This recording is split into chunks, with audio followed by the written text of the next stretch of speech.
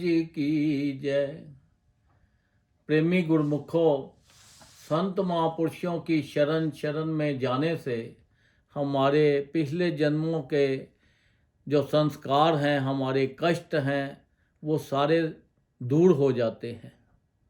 और उन्होंने जो नाम दिया हुआ है हमें, वो नाम से हमारी जो है जिंदगी के अंदर सुख ही सुख मिलते हैं हमें। और नाम करने से हमारा लोक और परलोक जो है वो सुखी हो जाता है। एक कथा सुनाता हूँ। एक बार साकेत मंडी का राजा श्री हरगुरु गोबिंद साहिब जी के पास दर्शन करने के लिए आया अमृतसर में।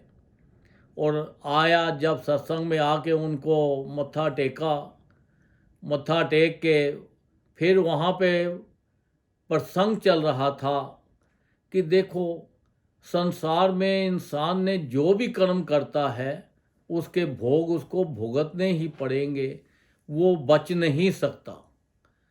तो जैसे ही उन्होंने ये सुना, सत्संग खत्म हुआ, तो वो राजा जो था बड़ी सोच में पड़ गया और सोचने लगा कि अगर हमें अपना कर्मों के फल भुगतने ही हैं तो फिर संत महापुरुषों के पास आने में क्या फ़ायदा, क्या फ़र्क।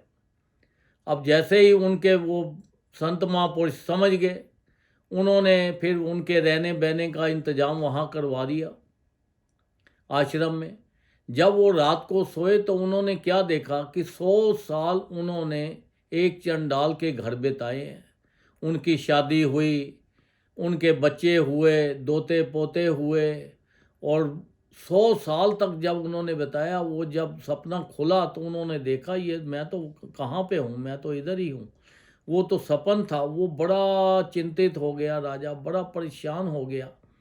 अब परेशान होते होते फिर उन्होंने संत महापुरुषों को जाके सुनाया कि महाराज मैंने ये ड्रीम देखा है। संत महापुरुष चुप रहे। फिर उन्होंने कहा चलो उनको शिकार खेलने का, हरगुरु गोबिंद सिंह जी महाराज जी को अपना शिकार खेलने का शौक़ बहुत था, तो उन्होंने बोला चलो शिकार खेलने के लिए राजा को भी साथ लिया, कोई साथियों को साथ लिया।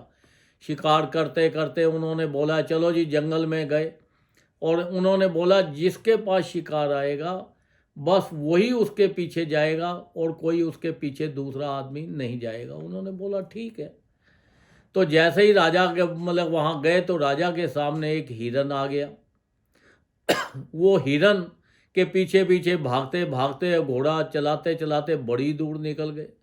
अब जब दूर निकल गए तो वहाँ पे वो सोचने लगे कि वो भी हिरन भी निकल गया, ओझल हो गया।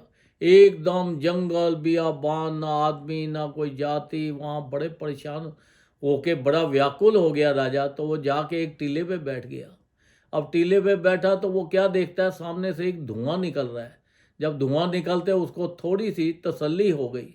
अब तसल्ली हो गई, उधर टीले से उतरा, उसी रास्ते पे चल गया।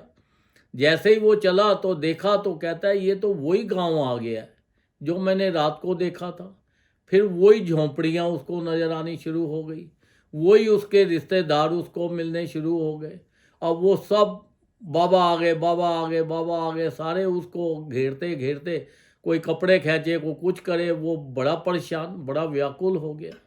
वो कहता है कि मैं इनको ना भी नहीं कर सकता कि मेरा परिवार नहीं है, पर है भी नहीं, क्योंकि ये तो सारा मैंने सपने में देखा था, ड्रीम में देखा था। तो उन्होंने बोला, बड़े बड़ा व्याकुल हो गए। तो फिर गुरु जी को याद किया, गुरु महाराज जी को। तो वो प्रकट हुए। वो प्रकट होके पूछा भाई क्या झगड़ा है। उन्होंने बोला कि ये हमारे बाबा हैं, इनकी 3 दिन पहले डेथ हो गई थी और ये जिंदा होके वापस आ गए। तो उन्होंने बोला कि देखो, संसार में 2 शक्ल के 2 आदमी भी हो सकते हैं एक शक्ल के, तो इसलिए आप ऐसा करो, जहाँ दफनाया था वहाँ चलो। अब वहाँ पे गए तो जाके उनको देखा, सेम शक्ल का सेम आदमी वहाँ पड़ा था। तो वहाँ से उनसे वो छिटवा के तो उनको छिड़वा के तो वापस लेके आए। तो संत महापुरुषों ने उनको बोला देखो तुम्हारा सपने का जवाब मिल गया। संत महापुरुषों की चरण शरण में जाने से हमारा जो है 100 साल उसने चंडाल का जो जीवन व्यतीत करना था वो सपने में ही कट गया। तो देखो हमारे श्री गुरु महाराज जी हैं, उन्होंने हमें कितना नाम दिया है, बख्शिश की है नाम की हमारे ऊपर। वो कहते हैं नाम जपो, जगह जगह पे सत्संग आश्रम बना दिए हैं, सत्संग में जाओ ताकि हमारा लोक और हमारा परलोक सुखी हो जाए। ये नाम ऐसा नहीं है कि लेके इसको कहीं रख दो, नहीं, ये नाम जपने से ही तुम्हारा भला होगा। सत्संग में जाओ तो सत्संग के अंदर आपका पूरा ध्यान होना चाहिए।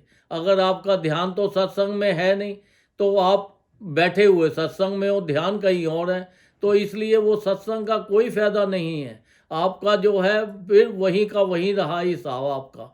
तो इसलिए सत्संग में जाओ तो सत्संग में पूरा ध्यान रखो ताकि तुम्हारा जीवन सफल हो जाए। उठते बैठते चलते फिरते हर वक्त जो है तुम्हारा ध्यान सत्संग के अंदर और नाम में होना चाहिए। और उन्होंने जो नियम बनाए हैं, श्री आरती, पूजा, सत्संग, सेवा, सिमरन और ध्यान, जो श्रद्धा सहित करे निश्चय हो कल्याण।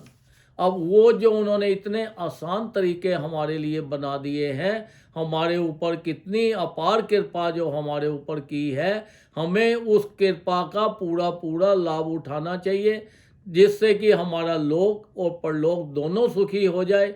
उठते बैठते नाम इसको बार बार 24 घंटे आप जपते रहो ताकि लोक और परलोक सुखी हो जाए। जब हम संसार से जाए और सीधा सचखंड को जाए।